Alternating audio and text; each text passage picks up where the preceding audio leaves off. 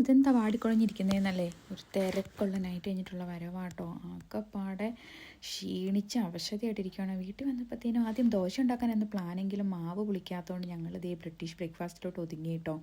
അപ്പോൾ മുട്ടയും ബേക്കനും സോസേജും ക്രൊസൻസും എല്ലാം ഉണ്ട് കേട്ടോ.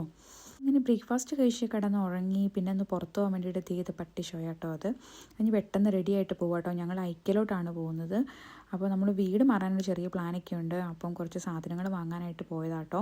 അപ്പോൾ അവിടെ ചെന്നിട്ട് കണ്ടിട്ടും മതി വരുന്നില്ല. ഞാൻ അധികം വീഡിയോസൊന്നും ഇതിനകത്ത് ഉൾപ്പെടുത്തിയിട്ടില്ല, അല്ലാണ്ട് സെപ്പറേറ്റ് ഒരു വ്ലോഗ് ചെയ്യുന്നുണ്ട് അതിനെക്കുറിച്ച്. പിന്നെ ഞങ്ങൾ കോസ്കോയിൽ പോയി വെള്ളം മേടിക്കാനാണ് പ്രധാനമായിട്ട് ഞങ്ങൾ കോസ്കോയിൽ പോകണം കേട്ടോ. നല്ല ലാഭമാണ് കോസ്കോയിൽ പോയി വെള്ളം വാങ്ങാനായിട്ട്.